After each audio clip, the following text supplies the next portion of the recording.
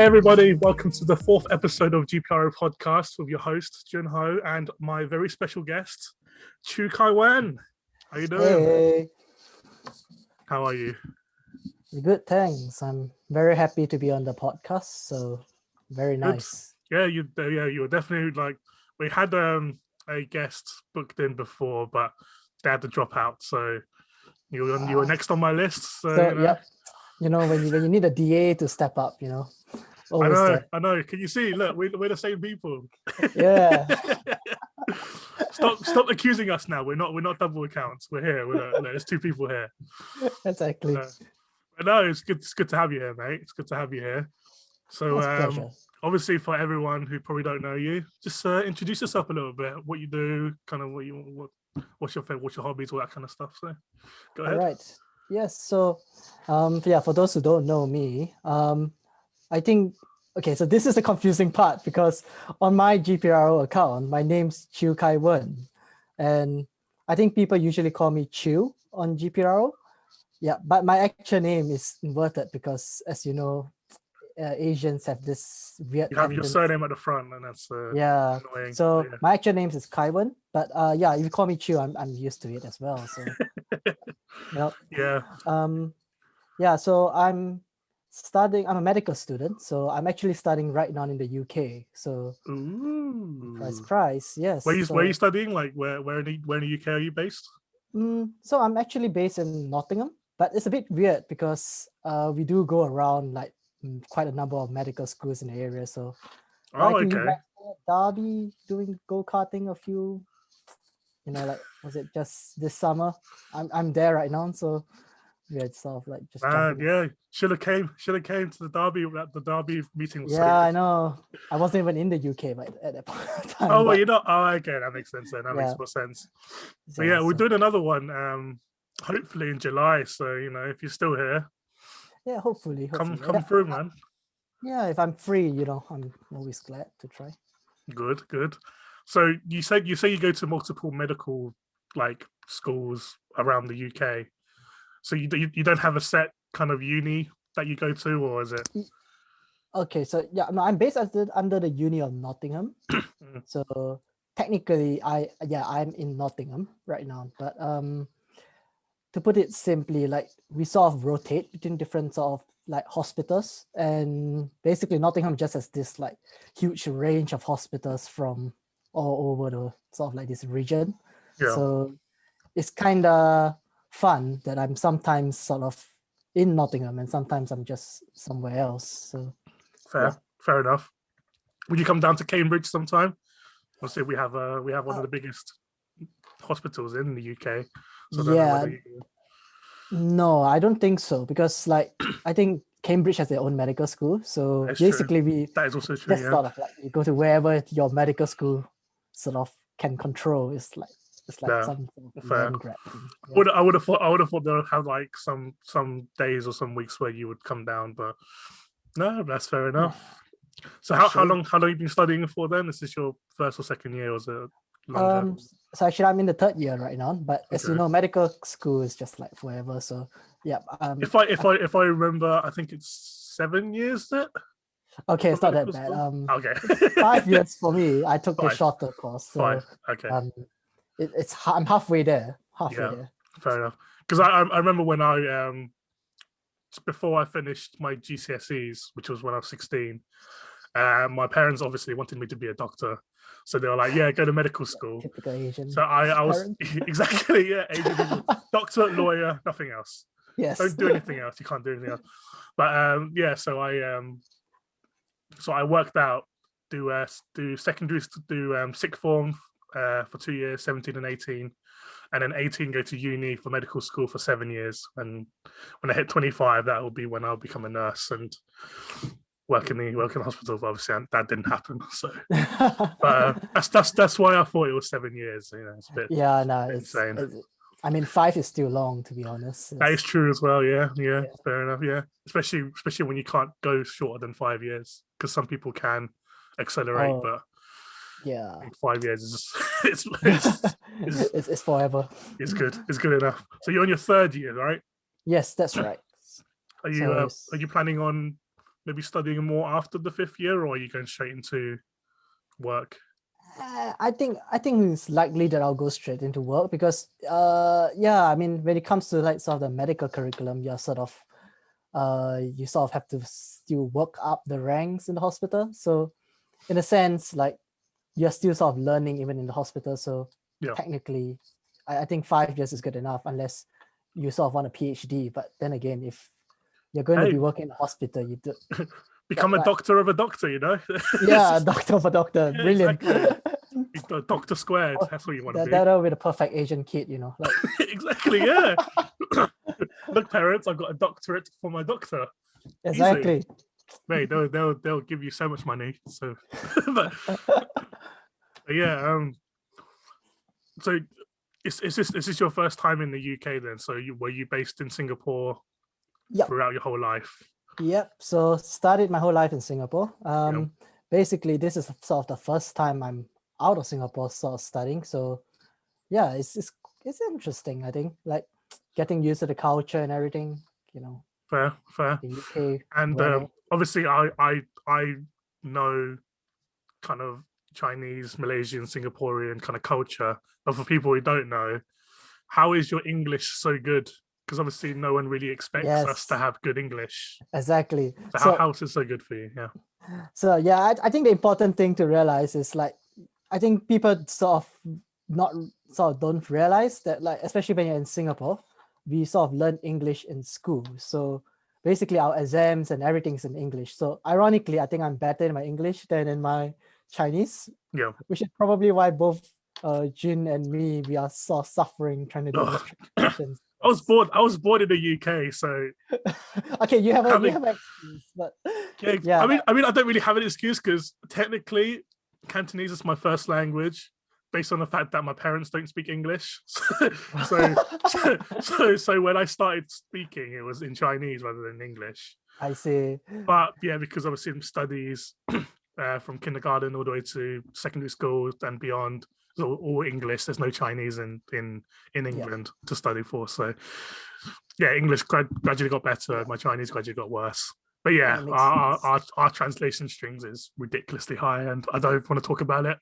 But I mean, because I sort of learned English in sort of like in school. I mean, I do learn Chinese as a side language as well, so I can speak Chinese. But I think because you just generally speak to everyone in English, so isn't English the like Singaporean main language, or is it still Chinese? It's the main language. So English is the main language. So basically everything's done in English. So that's fair. Yeah, because I think in Malaysia it's different. It's not English. I think it's Malay or Chinese or one of the two. But Singapore is one of the very few countries in Asia whose main language is English. Yeah. So if you know good English, it's because of that. It's just because we study it from the beginning. I mean, we just learn it from the start, and it's quite funny when you sort of get into like the UK because people start asking you, "How is your English so good?" Exactly, yeah. Like, I learned it all my life. Exactly. So I went to China to study for a year between the age of 13 and 14. Very weird experience, but the best part was with the English lessons when I was in China. So we had a like a foreign teacher. So I had like an actual like English person come in to teach. We had a Chinese teacher to translate to all the students. So because my English was so good, I was basically speaking to the teacher just like fluently, to be like, yeah, how you doing, all that kind of stuff. I distinctly remember this was in 2005, I think, or 2004, one of the years. But no, 2005 because Football Manager 2005 just came out. The first ever game, and I remember my English teacher, inviting me to his place and playing that game. Wait, what? It was the weird because I went to a boarding school, so so every 2 weeks we can go home, but obviously we stay in the campus.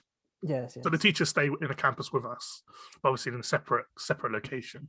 Yep. But yeah, my English teacher, because I spoke English and I was like one of the few people that speak English in the school.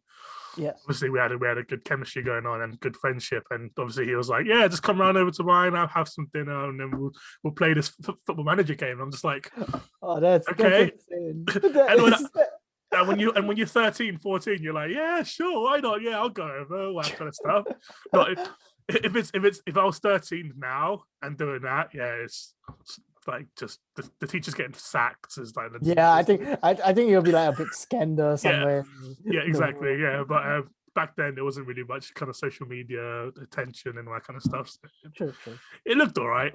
Another funny story, right? So at the end of the year, we do obviously the end of the year exams. Yeah. I did my English exam, hoping that I'll get 120 out of 120. I didn't. It pissed me off to this day because I got 119 and a half out of 120. And I lost half a mark because I used a British English spelling rather than American English spelling. Oh my god! And they docked half a point. They docked half a point from my exam.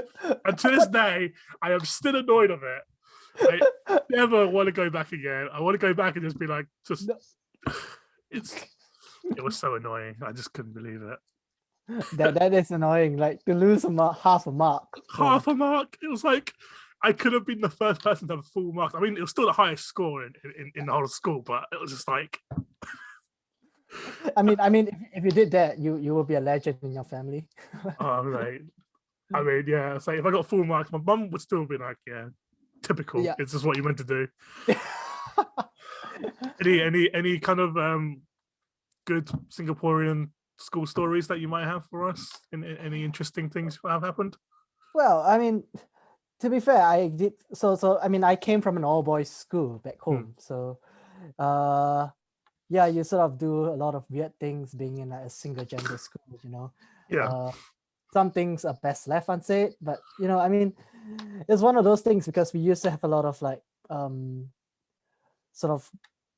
I think they used to have like Chinese teachers to come into this school to try to teach us Chinese, and it's one of those schools where people just tend to be really bad at Chinese, and I'm part of that whole group as well. And basically, you have this Chinese teacher coming into class, and I mean, I was in higher Chinese, which is supposed to be like supposedly better Chinese, sort of a higher standard of Chinese. Yeah, I'm not that good. Like it just sounds good, but you know, when you're in a school that people are already quite bad, you know, your standards are already a lot better. Yeah. And basically, you have this Chinese teacher who will come into class, and she basically would speak to us in Chinese because it's a Chinese lesson. And then she'll forget a word in Chinese and just start speaking English to us. And all of us just be like, wow. That does. I mean, it never happened in my school, but yeah, I can see that happen. So in the UK, obviously our year groups are like if you're year one, then you'll be like 6 or 5 or 6 years old. Year 2, you'll be 6 or 7. So you'll be like 5 years between your age and your year group. Obviously in America, it's different. So if you're in 7th grade, you'll be 13. I think if you're 8th grade, you're in 14 or something like that. So it's a 6-year difference. What is it in Singapore? Because I know the school that I went to in China adopted the American way of doing it. So in literal English translation, there's one called like middle 1 and middle 2 and middle 3. So in middle 1, I think you have to be like 13, so it's kind of like year 7, that kind of thing. Is that the same in Singapore, or is that? Yeah, so I think it's similar. Like we sort of use, I mean, it's a different terminology, but it's quite similar to the American system. So we have primary 1, primary 2, and that goes out to primary 6. So that's when you're 7 to 12. Yeah. And then you go into secondary, which is secondary 1 to secondary 4. So it's like sort of secondary. Oh, it's up to 4, does it? Okay. Yeah, I mean, we do 4 years, I think, for because we do the same 6 years primary, and then I distinctly remember there's a like literal English is middle 1, middle 2, middle 3, and then it's high 1, high 2, high 3. I see. Yeah. And then you go to uni after that.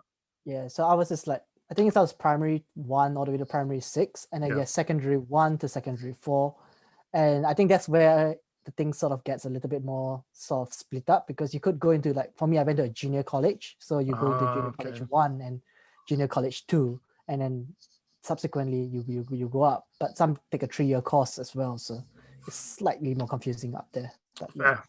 Fair enough. I mean, yeah, China and Singapore are two completely different countries. Yeah, I can imagine. Where China is definitely more strict in terms of kind of what you can and can't do, whereas in Singapore you have more that leniency. I can imagine. So yeah, China's. I'm actually happy I only went there for 1 year, because any more and I would have just been it would have been too much for me. I mean, it's quite stressful, to be fair. Exactly. I mean, it's crazy. But anyway, enough talk about schools. Let's talk about your GPRO career. So, firstly, how did you find the game? So actually, interestingly, I sort of found the game not from Grand Prix, or not from racing, basically. Okay. So I actually started by playing sort of like football manager games outside.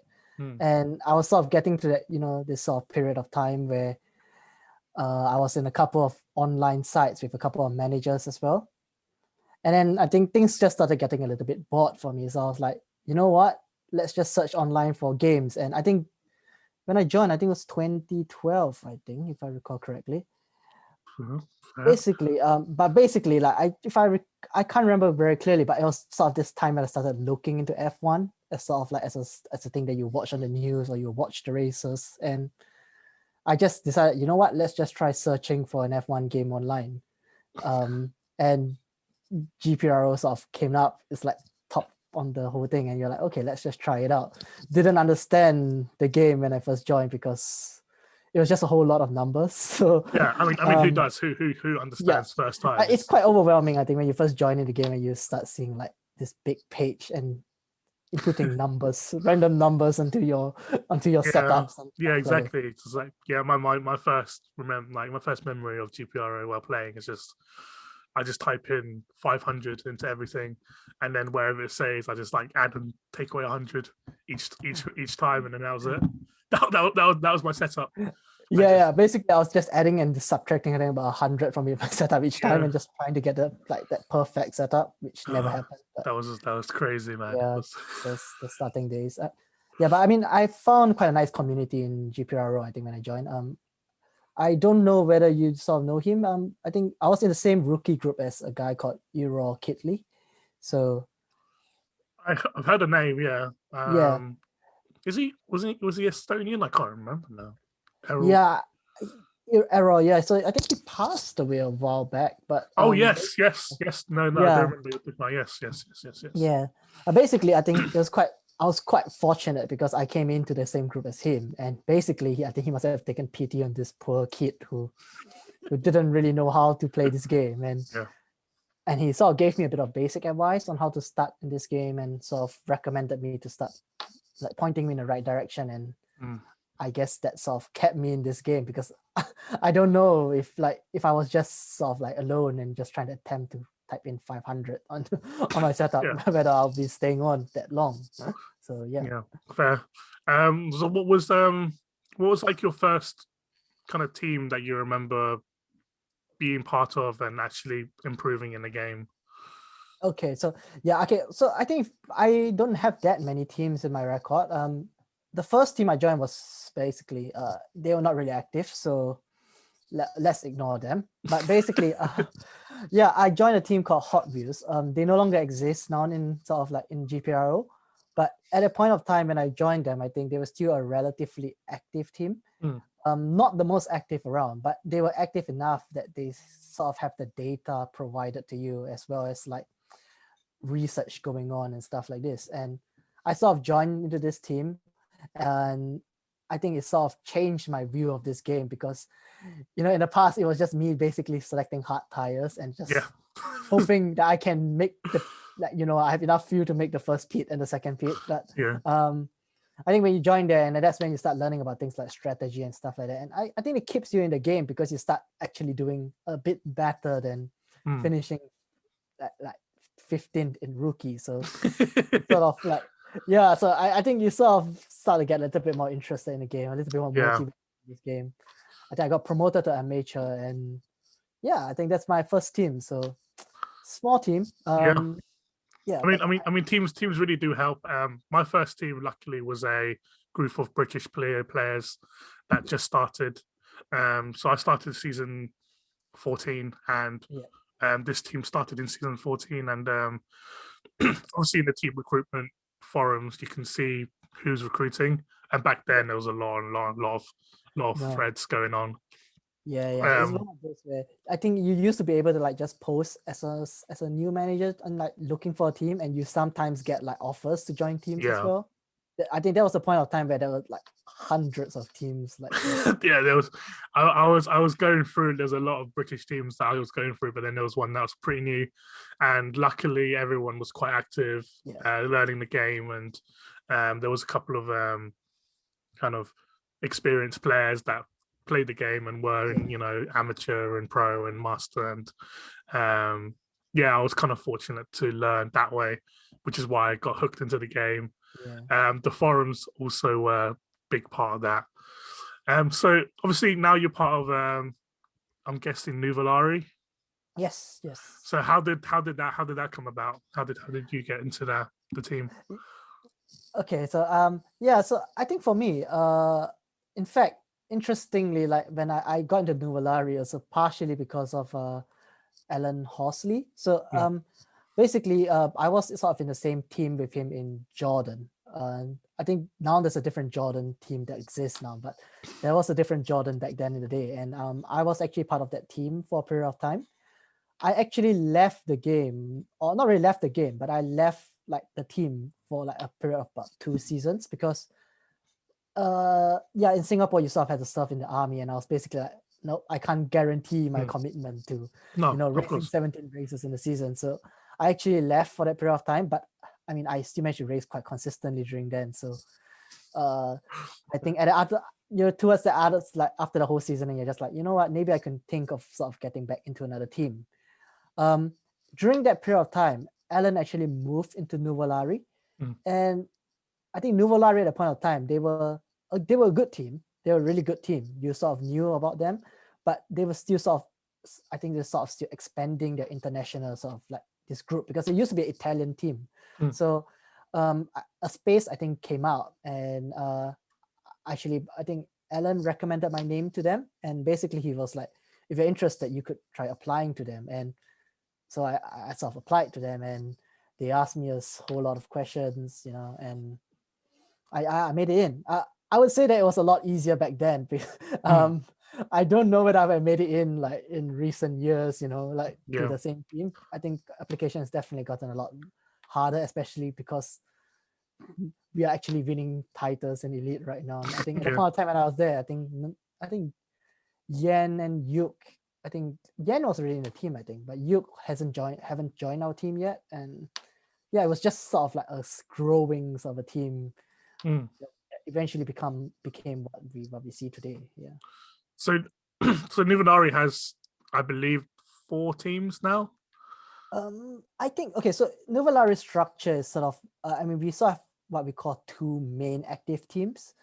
The rest of the teams, they are not really recruiting, so it's more of like just for members of Nuvolari, because the idea of Nuvolari is more of like we are sort of a family, so a lot of people do not sort of leave the team. I mean, obviously we saw that Ahmed last week, he left the team to join a different team, but for most of the members in Nuvolari, I think they sort of stay on to the end, and usually when they leave the game, it's like to retire, or they're just playing at a low capacity. So we have a lot of other, I think like three other teams that sort of exist, but it's more of just for people who are just like playing the game casually, who are formerly Nuvolari, and they just don't, they're not really doing the game full time, basically, like how most of us are. Yeah, that's fair. Just so you just have those teams just so that they can still be in Nuvolari. Yes. Obviously, they don't have to participate as much, or I think they do come in, drop in our Discord every now and then to say hi, but no, they are not like in a very active sort of capacity, basically. Yeah. That's fair. So were you were you part of Nuvolari? Because obviously you mentioned the Ahmet thing, and I completely forgot about that. Were you part of Nuvolari when Ahmet joined? Yes, I was. And obviously you were there when Ahmet left. So Yes. how? Because I want to hear your side of. I want to hear Nuvolari's side of the story. Were you one that was opposing to Ahmet? And Well, I mean, I'll be honest with you. I don't really have too much of an opinion on it. For me, I mean, I mean, partially also because I think during that period of time was when I was a little bit more inactive. So I was sort of knowing what was going on, but it wasn't like I wasn't really actively looking into it. I mean, for me, it's probably would have been disappointing that he left. I think it's sort of a thing because obviously, when you're in a team that sort of values loyalty in a lot of sense, it can be quite a sort of like a betrayal, especially when I think quite a lot of us sort of vouch for him to stay in the team. But I mean, I think most of us have moved on. I mean, we just block him on the track probably and attempt to. but you're talking on the track there. But I mean, no hard feelings. I think at the end of the day, it's a game, and we don't really have too much of an issue with him. No, just. Yeah. Understandable, because obviously, during the time, obviously when he, committed his future to Nuvolari, and then 2 seasons later he moves to, one of your rival teams. Yeah. It's definitely somewhat stinging, but yeah, like I said, obviously we heard Ahmet's side of the story, how he, was, in love with being part of Edifice and all that kind of stuff, and timing, it just wasn't the best, but. Yeah. I mean, if there's a team that piques your interest now, would you consider moving from Nuvolari at all, or is Nuvolari kind of your? No, I think to be honest, for me, I think it'll be Nuvolari to sort of like the point that I retire from this game, because, I mean, there are good teams out there as well, but I feel like it's one of those things like. When you sort of join Nuvolari, and I think for me, I had this whole period of time where I was quite inactive, and they could have easily just sort of kicked me out or something. But I mean, considering they sort of stuck with me and for this whole period of time, and I mean, I sort of feel quite bad if you were to just leave the team right now, because it's like, they've sort of done quite a lot for you. They sort of, I mean, to be honest, I don't think I've made it to master without their help. So. No, fair. So, yeah. Fair enough. Yeah, I mean, loyalty to a team, especially when you've been there for so long, is definitely, something that's good. Like I said, you mentioned you went to you're in master now. Yes. I don't think there's been a Southeast Asian player that has been to elite. No. I know Tian Hao has been close in master a few times. Wasn't there a Filipino who made it to elite, I think? To be honest, it could have been. Could have been. I mean, I don't really know this well enough, but yeah. I think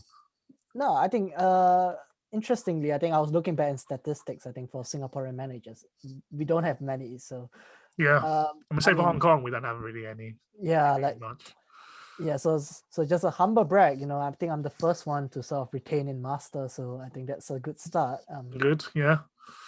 Pushing on to elite will be interesting. Hopefully, I mean, ideally, my goal is to actually just get to that land of elite, but yeah, it's a lot of work because it's quite difficult as you go up the levels. And that is true. I mean, you're doing very well this season. You had a win with Yoko's in master, and obviously retaining pretty well. So how has master been for you? This season. Ooh, actually, to be honest, it's been quite tough. Like, I think I was talking with Stuart Foster the other day, because I mean, we still keep in contact. Like after I promoted from P20, I mean, really good guy. I think you saw that he just promoted on A1, so he's insane. He's insane. Yeah, he's really insane. But basically, I was just sort of saying, like, as much as it's been quite a good season for me, to be honest, like I potentially could still go even higher, because I have a good package as well, and I'm sort of pushing just for fun in the last few races because it's been quite a boring start of the season to me. It's been tough because like I promoted, I think from pro, arguably I would say I was one of the better promotees. Like I went up with a pretty strong package. I basically had a pretty good season, a pretty dominant season in P20. Obviously, I think there's only like 2 of us who was really aiming for promo that season, so it made it a bit easier. But essentially, I did go up with one of the stronger packages, and so going to Master, I was like, you know what, it's not going to be too bad, right? Yeah. And then I think I ended up in Master 2. So if you've been looking sort of like at the whole sort of the league, I think Master 2 and it's probably one of the tougher sort of the master leagues or the master groups to be in this season. Okay. And it was quite difficult because I went into the first race being like, oh, I have a drive with like pretty good. I should be able to do quite well. And I pushed and I think I finished like 13th or something. And it was like, well, if I'm going to be pushing this season, I'm not going to get any points. It's not exactly going to help me in retaining. That's yeah. But then obviously you pushed for the first, you raced for the first 6 races, no points, and then suddenly you've hit a master win. So how did that win come about? Because I don't think it was one of the lottery races, was it? I think it was one. It was Bram actually. It was the lottery race of. Oh, it was okay. And I think, I mean, to be honest, I was planning for a push in that race. I wasn't expecting to win. I would have been quite happy with a 5th place or something because that's probably sufficient for retention and it's good points. And so I went into that race being like, oh, it's a lottery race, that's almost quite low. There's a low chance I could do well, but I think my package was quite heavy matching. Like basically, if I don't know whether you remember, someone actually made a forum post complaining about how like people were having some really ridiculous like car levels and actually qualifying with some insane pace. And I mean, half the Nuvallaris in Master were just like, you know what, let's just push in the same race. So fair enough. So yeah, it was basically like I had a pretty fast sort of timing, which wasn't expected.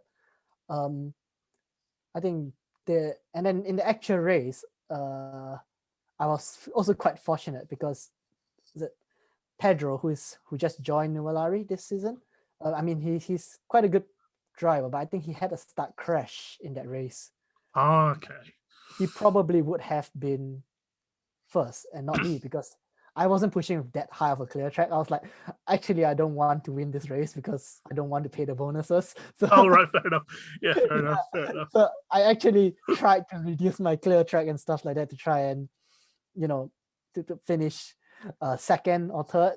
But he start crash, and I think the other competitors around, I think they made extra pits because they went on softer tires in the dry because and it's one of those weird races where you wasn't expecting there to be such a long dry period. That race, the rain stopped at lap 4. Yeah. And I expected the rain to stop at lap 10.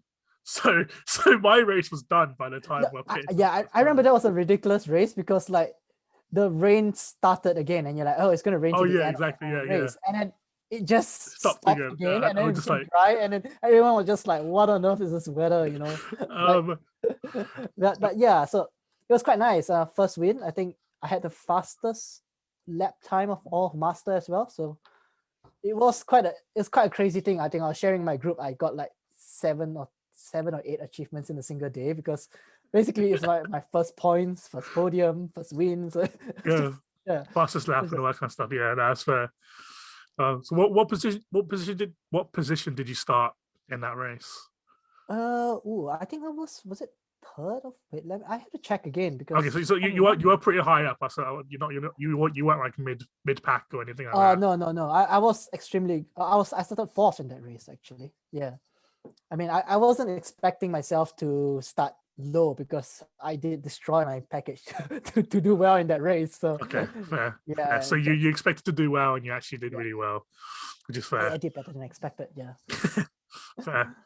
So are we expecting you to promote next season, or are you maybe staying master for another season? Nah, I'll probably stay in master for a while more because, as much as I want to promote to elite like as fast as possible, I think financially wise, this season has just destroyed half my finances. So, I think beyond that as well, though, like I think elite is a sort of like entirely different game. You know, you sort of have to be quite prepared to go up to elite. If you're not prepared for it, then yeah, it's going to be quite a painful stay in elite. You know, you're probably going to just do a relegation season, your first season there. So, I mean, I just want to promote to elite, get pips, just get that one race, get your 4 stars. Yeah, exactly. I want my 4 stars in the forum. The forum is where 4 it's stars. at. You know, What shows I need. that you're good.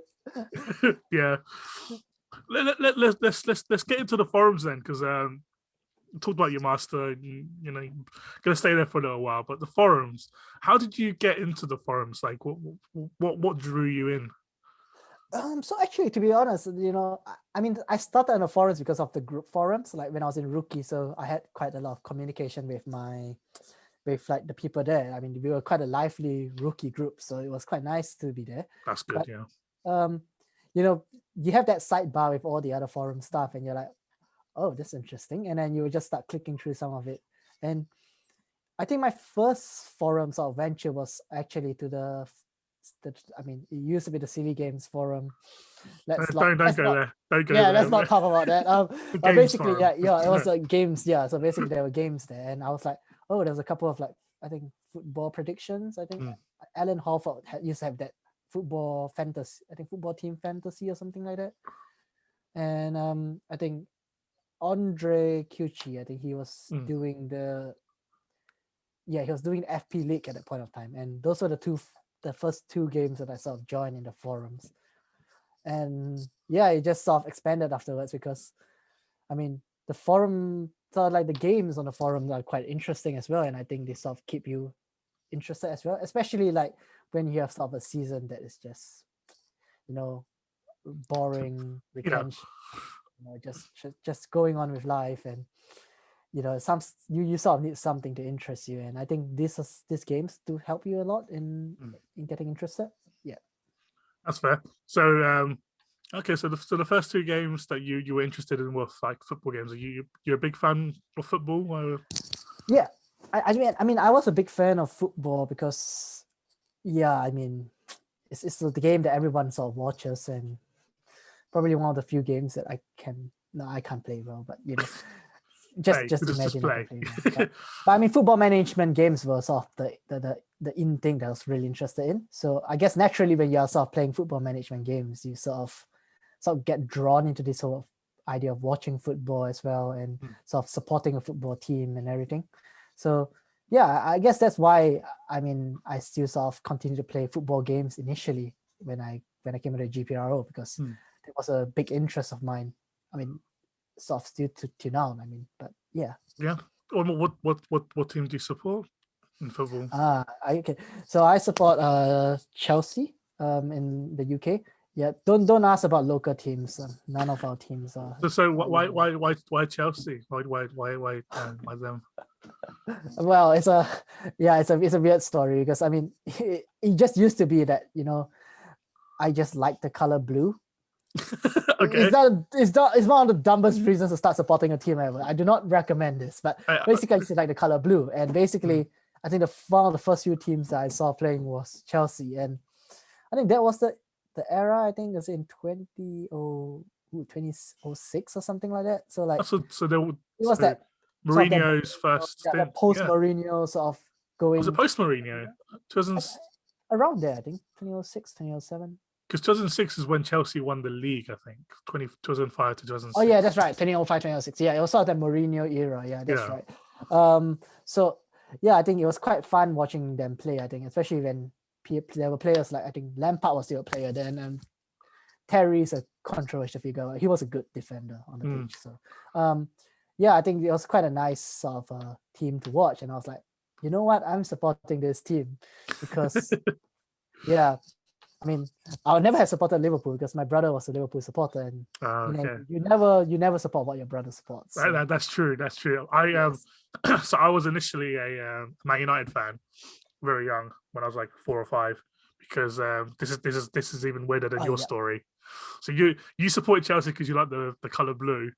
Yeah. I supported Man United because my dad went to a random store, bought a Man United kit, and bought a Liverpool kit. He came home and he showed me and my brother, and it's like, all right, who wants what? My brother picked Michael Owen, Liverpool, and then I picked the Man United shirt, and then that's how we supported the teams. Brilliant. My brother doesn't follow football anymore, and I've changed from Man United to West Ham. Yes, that's what I 2008, 2009. But yeah, my story for supporting is even weirder. So yeah, I mean, color blue is fine. Yeah, it's a nice color. Yeah, it is. So let's go back to the forum games. So obviously you've been playing all the football prediction games and stuff like that. Was there any other games that were piquing your interest at that point? Ooh, I think at that point of time, then that's when SRS sort of came around. So I think Kevin, Kevin Abdallah was the one who was hosting it then, and my mentee, Kevin Abdullah. The only I had one when I was a mentor. I had one person that I was mentoring, and it was him. It was the most random. I'll be honest with you, like I think because he was in Nuvolari as well, and I was like, oh, Nuvolari, all right, I'm joining the right team. But yeah, no, I started playing SRS because I think I skipped the first season because I missed the application and something like that. But basically, I joined the second season because I was like, "Ooh, this looks quite interesting." A simple game to play, and yeah, I actually did relatively well for the first few seasons. I mean, now I'm quite bad at it. I don't know what happened to me, but I used to be quite good at that game. Then, yeah, I think that was the first venture out, and I think beyond that, you sort of start thinking like, there are a lot of games on the forum, so I might as well just keep joining more and more. Yeah, so what do you have, like, I'll just say a top 3 of games that you enjoy playing on the forums? Oh, difficult to say, but okay. I mean, if you're talking like just all time, including like games that. Yeah, all time. Yeah, so games that are not even there. Yeah. Yeah. So, I mean, I think SRS would probably rank as probably my top, I would say. So SRS is in my top 3. I won't say my top, but it's my top 3. Yeah. I'm not surprised. Yeah. Yeah, but it is easily in my top because it was one of, it is a classic game. It's like simple to play. There's a bit of luck involved, but there's still strategy as well in this whole thing. So exactly, it's nice game to play. I would say that's my top. Oh, next 2. It's quite difficult because I've played so many games and. Yeah, I mean, you can maybe group some into a position if you want to. Well, I think there used to be this. I think Nate used to have a couple of interesting games. I think there was one where, if I recall correctly, you had that. I think it was that. I can't remember what's the name of that game, but basically you got a certain number of resources to start at the start of the game, and then you had like fixtures, and you basically. Oh, Strategy Sevens, yeah. Is it Strategy Sevens?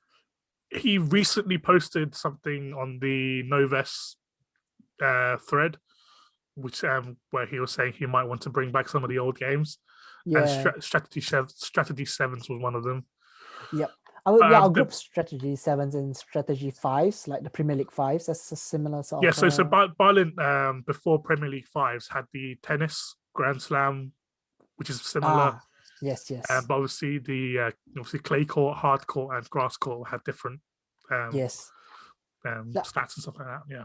Yeah, I remember that game. Yeah, that was a very fun. It's like I think it was all in that same genre of games that that was just there, and it was quite nice. This sort of games.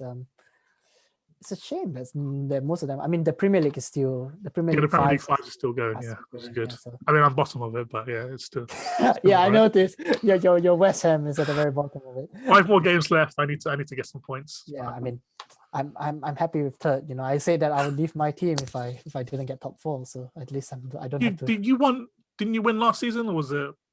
It was 2 seasons ago, I think. Okay. 2 seasons ago, and then last season I had a really bad season, and I actually finished like 5th or 4th or something like that.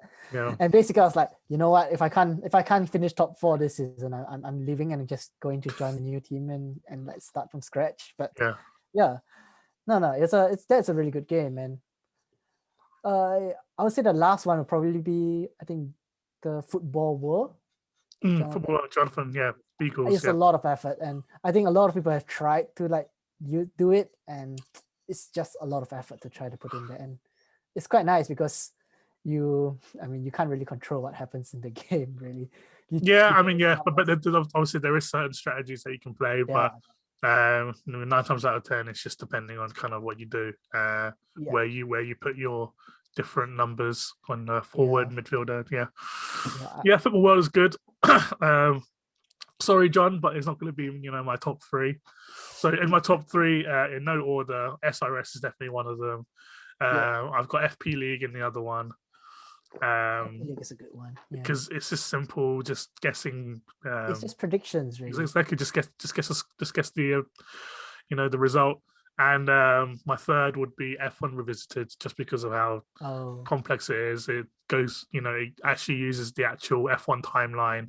But you're the one that can control the destiny of the driver. So F1 Revisited is definitely one I would put up there for sure. I definitely seen that game. I can't really say much because I've never actually played that game. Hey, new season's coming out soon, 1961. Yeah.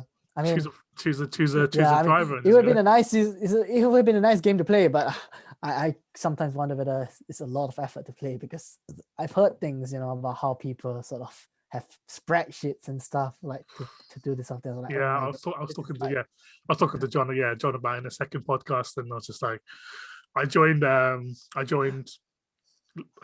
can't remember which team I was. I think it was in Lotus or in Cooper. Yucca Sereni had a calculator to calculate the braking distances on all the tracks, and just like, how do you work this out? It's just insane. I know, it's all this smart people knowing how to do math. And I know. And then just last season we had another player who has a similar calculator that deals with it as well, and just like, I just don't know what that's insane. Like, so you do a good game when people are doing calculators and spreadsheets for it. It's just, it means it has a certain level of complexity that makes itself a good game as well. But exactly, but you need time for this sort of thing, because there's a lot of data collection involved to actually come up with a calculator. We had it's just 10 years now. 10 seasons worth of data of games. Obviously, you are a forum game host. Indeed. With Option Strategy Racing. So how did that come about? Did you obviously it's one of Nate's. Yeah, it was a Nate idea, basically. I think we had a sort of a trial season, like he played a trial race basically, and it was quite an interesting format, but I think there were a couple of areas that could have been improved. And I think because Nate likes to sort of start games and like try out new games, but he doesn't necessarily always use them. And so I was like, you know what, like that was quite an interesting game, maybe I should try to just bring it back to play, because it was I think people are quite interested in it. And I remember there were quite a lot of people commenting like, they would have loved to see an extra season. So I asked Nate, like, could I just use your idea to sort of like modify it to create a game? And that's how Option Strategy Racer sort of came around. Apparently the name was I thought that was that Nate gave, but apparently it's not. I was talking to Nate about that. I was like, isn't Chew doing the OSR season already? He's like, yeah, it's not the actual original one. I'm like, completely forgot about the original one. But basically. So so I actually just started the game. I tried to tweak a couple of stuff to try and reduce like tiebreakers in the game and things like this. Like, but obviously it's really it's all about balancing the game, because as you know, like when you're only having like a single decimal point and every tie is like, the timings are not that far from each other. Yeah, it's quite easy for people to sort of find like superior sort of strategies. So I think last season for the first few races, there was a couple of strategies that were a bit too overpowered, and I basically sort of after talking with a couple of people, and then I started doing my own math and own calculations, I came up with this new current system that we are seeing. I might change it again, just because So I you don't want to want do it, people getting just used. keep evolving. Yeah, Like if you keep changing the system, no one can get used to the game, and exactly. it's Yeah. fun. But yeah, I think it's quite nice as a format for the game. Like I always envision like to see a game that goes on for multiple seasons and sort of evolving over time. And yeah, so I think we are sort of in the second season. I'm quite happy, honestly, that I have like 16 people playing. Like that's way more than I expected, and yeah, it's quite nice. I think it's it's fun hosting. Can be quite tiring as being a host, as I think Exactly. when people are asking for the results on a certain day, and you're just like, I've got 4 games that I'm hosting right now, and oh my gosh, yeah. I mean, Closer is Better is finishing. So this we had the last question released on Friday, so that's finishing soon. Power F1 Racing, that's finishing relatively soon. Got 3 more races on that. Obviously, you're a championship contender. It's difficult to say. Trying to beat Ricardo.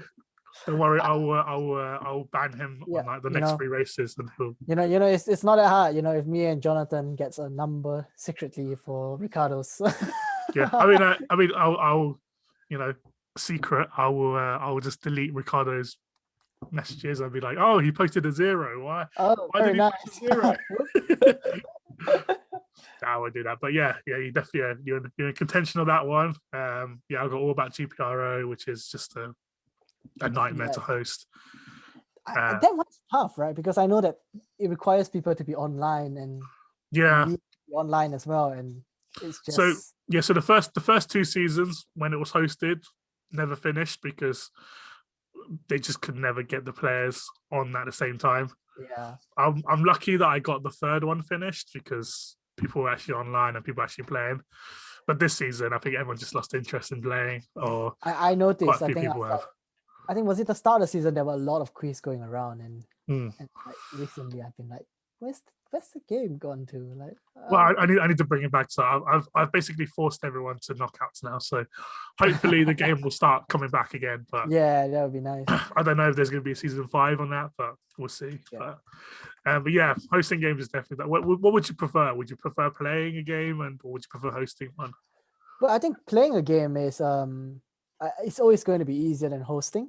But I mean, this is to everyone out there as well. Like if you have a game idea that you like, don't be afraid to host. It's always nice to see things from both perspectives. So as a host, you see things very differently. So before I host the option strategy race, I think I did a season of, I think, is it GPRO, that PGA golf tour. So I think that's the one that Alan Halford is doing. And that's a toughie. That's a respect to him, because that is really, really tough to host. I remember having to like key in like numbers for every single golf. So were you there when Alan Tansley was the one hosting? Yes, I was there for his last season. So his last season, do you remember him adding equipment and gloves to the game? That. That was so interesting because for those of you who don't know, GPRO PGA Golf is a game where 18 holes are split into 18 laps of your race, and your race laps are based on your fastest lap, and then it depends on whether you hit a birdie or a eagle or a par like that. With the equipment and the gloves and the clubs and all that kind of stuff, you're able to subtract a certain amount of time from your laps based on what equipment you had, and you use your golf balls, your clubs, your gloves. It was so complicated. It escalated in that last season with all that last season. I think I understand why he left, because that was just way too much. It's a lot to handle, like even just trying to calculate out all this sort of things, it's crazy. And I mean, I remember having to type out the code to sort of like post those things on the forum, and I've never had an Excel sort of code that was that complicated before. Like Yeah. the number of conditions that you had to write in that formula shit was just insane. And then you had to test it out to make sure that it works, because you don't. The last thing you want to do is post like 20 scorecards and realize like And they were wrong, one of the whole is a problem. So yeah.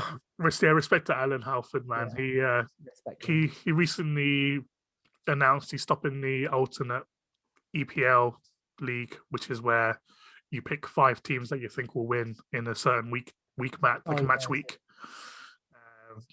He's been hosting too many games, and respect to him, and he's stopping that game to try to focus more on golf and the tennis and all that kind of stuff, which is fair enough, which is all good. But yeah, Alan Halford, top tier foreign game host. Definitely. Actually, the GPRO Oscar nominations are actually out now, so nominate Alan Halford or yourself, Chew. You're a host now. I'll probably nominate Alan, because I think I still think I have a lot to learn as a host, because it's the first season. I think there's a lot more that you can do as a host. I'm not satisfied with how the game is right now, and obviously you want to sort of improve it, and it's a long way more from sort of being that sort of Alan Halford level sort of games. So. Oh, he's a goat. Yeah, he's definitely up there with Jonathan Beagles and Keith Partridge. Got yeah, there's so many good hosts out there now. Greg Kenny is doing a good job hosting. Yeah, Greg Kenny's good. Yeah, he's hosting a few. He used to have foot golf as well, but this disappeared. I really want foot golf to come back. Yeah. I really do. It was a great game. It was such a good game. Well, yeah. But yeah, that is definitely interesting. Hi there.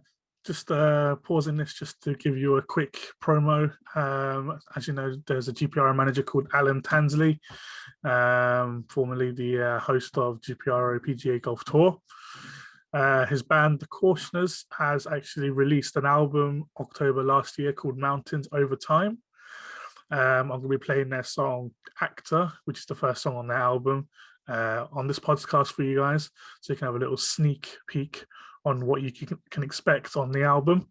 So if you are interested, please go follow them, go support them, listen to them on Spotify, Apple Music, Deezer, YouTube, anywhere that you can find them. Give them as much support as you can. So now we're playing Actor by Cautioners. See you guys there.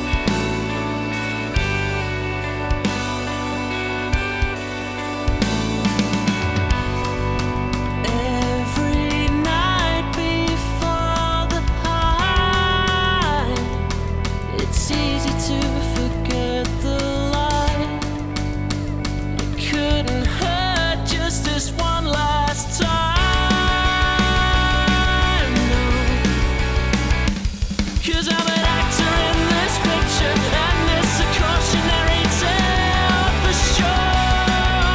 1 into 3, nothing to fear in between. I need to find another actress, rework the script and delete this scene. I think I'll stick with one game for now, because hosting a game, I think, and making it sort of like, you don't want to just be a host, you sort of want to be a good host, so I think I'll focus on this game first, but I'm sure there'll be more ideas coming out, because I remember I had a couple of ideas run through before, and you could just a board game sort of a thing online. Ticket to Ride, for example, was a board game that made it onto the board games are good. Bringing a board game onto the forums is always something that's interesting. Yeah. So obviously, Ticket to Ride was one of the first ones that probably came out. There was another one, Chris Adams just hosted, Villainous. Yeah, I saw that one. That was a really good game. Definitely very complex, but it was very, very good to kind of, especially when he has created this Google Sheets document where all the cards are on there, like all the boards, all different kind of realms and stuff like that. So, props to him for doing that. That was definitely one to look out for the future for sure. When it goes to a second season. But yeah, I think that'll be enough for GPRO. Come on, so Chew, tell us more about yourself. What kind of hobbies do you have? What kind of things do you enjoy doing, other than GPRO, of course? Yeah, so I mean, I come from Southeast Asia, so badminton is one of those big things. Badminton, yes. Yeah, badminton's a big thing. I've never actually played the school team level, so no, I'm not that good at it. I probably can be beaten by most people, but no, it's a fun sport to play, I think. I mean, I can play with both hands, so it's wait, what? Fun. Really?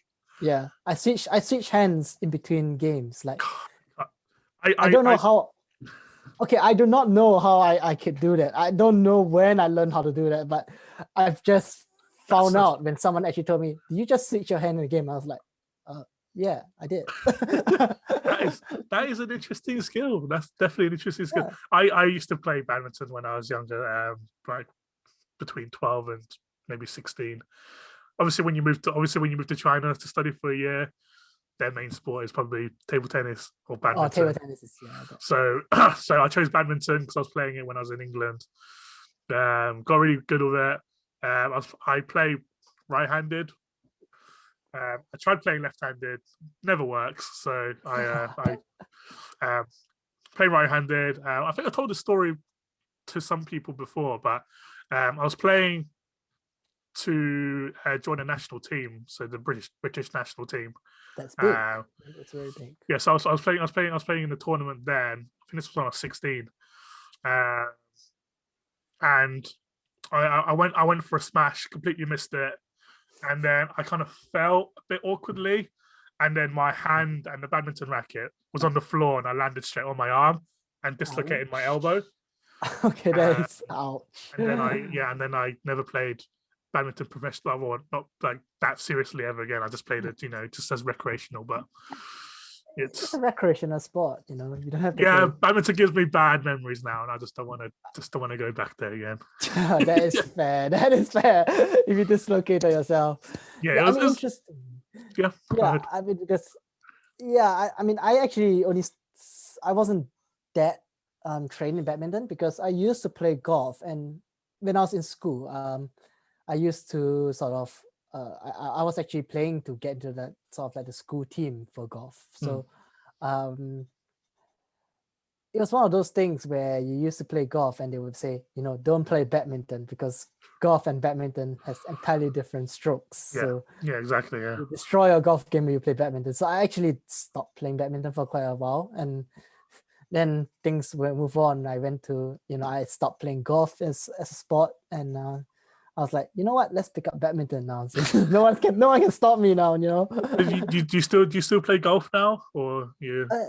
Well, I mean, I do play it as a recreational thing, but not that often, because I don't have my golf clubs here in the UK. So that's fair.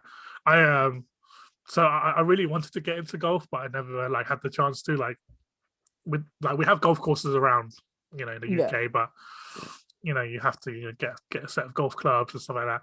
So me and my friend actually started playing golf. Well, not golf, but we play top golf. So we just smash Oh. balls around and just try to hit as far as we can. That's the fun part about golf. So that's how like we're trying to learn our strokes, trying to make sure our form is okay. So yeah, top golf is definitely a good thing to do, but definitely piqued my interest in golf for sure, and especially with the the foreign games in golf, it's definitely Yes. Reignited my interest more. Yeah. Any other hobbies that you have? Any other things that you do? Well, I mean, I do. I mean, I do play a lot of games, obviously outside of just GPRO. Yeah, what games do maybe you guys? What something games do you play? obviously. So I think I'm quite a strategy game player. So the games I play are not to everyone's interest in a sense. I mean, the closest one that people might be interested in is Football Manager. So that's a classic game. I've always wanted to play that game. Finally bought that game, and it is definitely something that will eat your time up for sure. It's a lot of your time up. Yes, definitely, because you get so invested in the game. So not this year, so not 2021, but I played the 2021. I always start unemployed. Yes.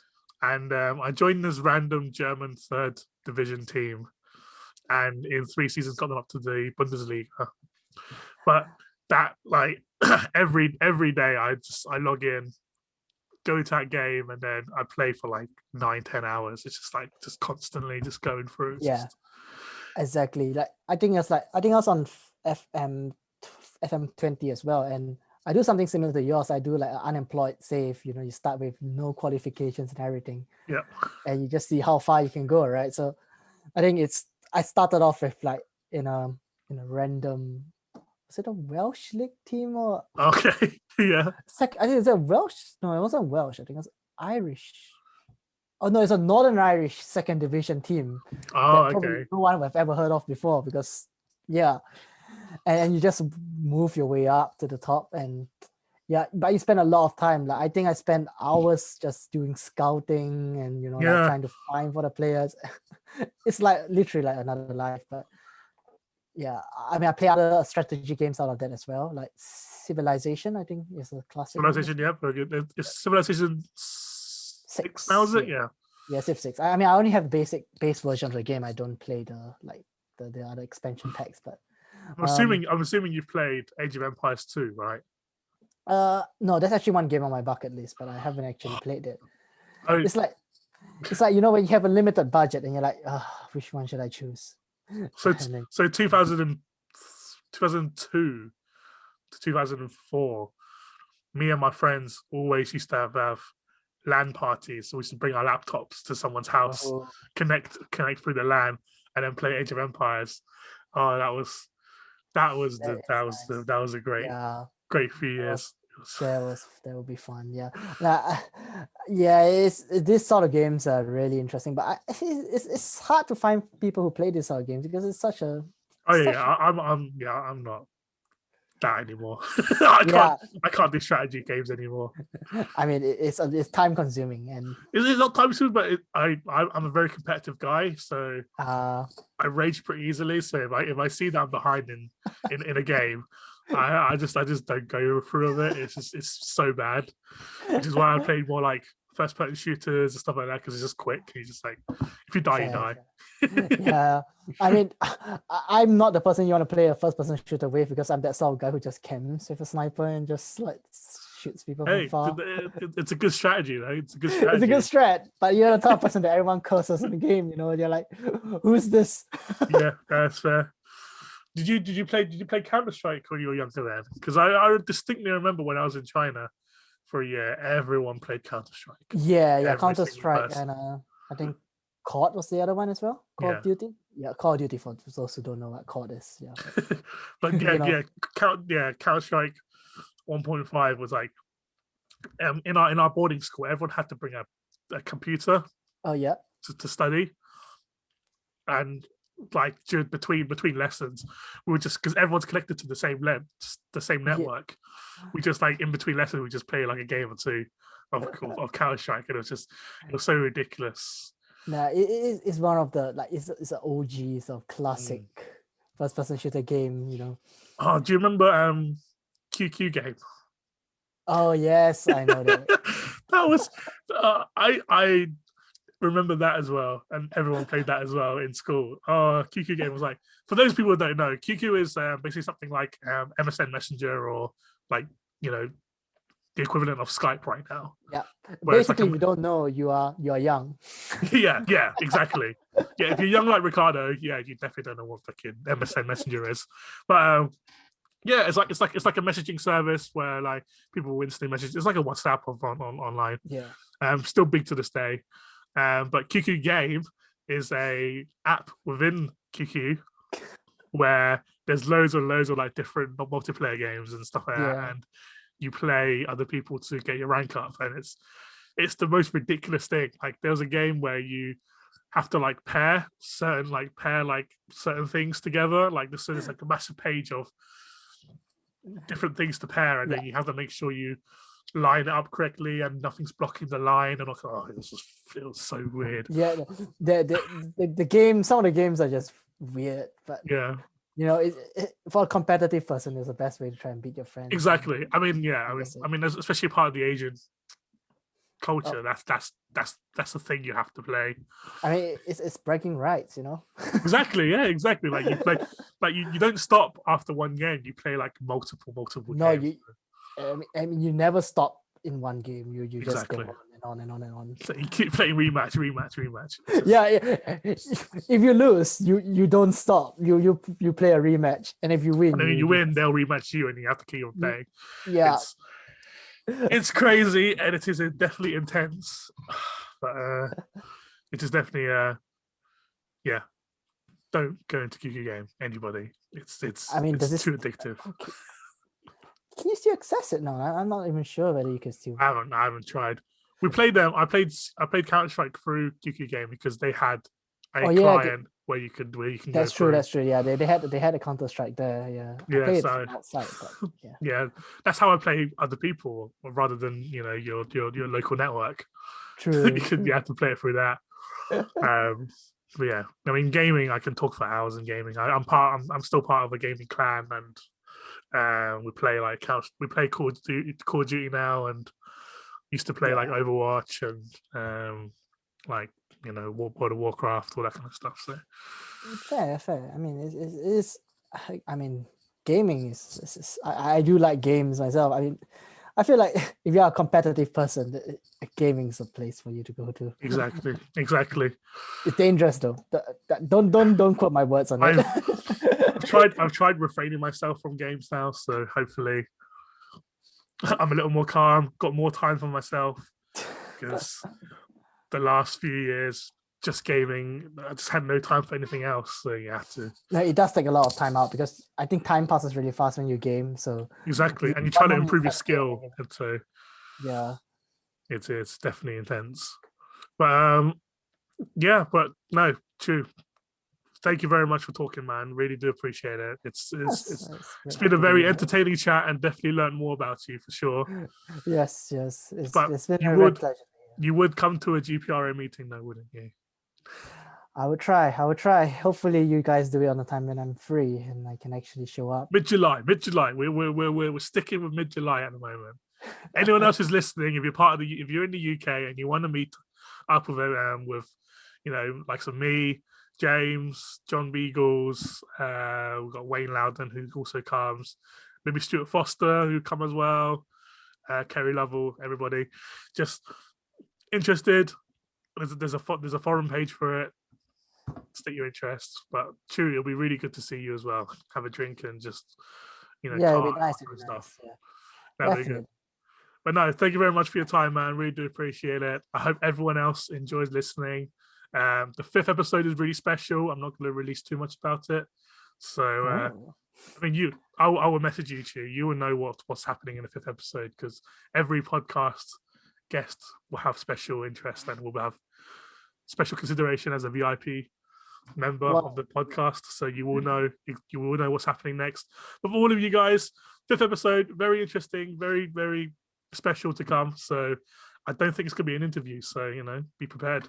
But thank you guys for listening, and thanks Chew for being here and chatting with me.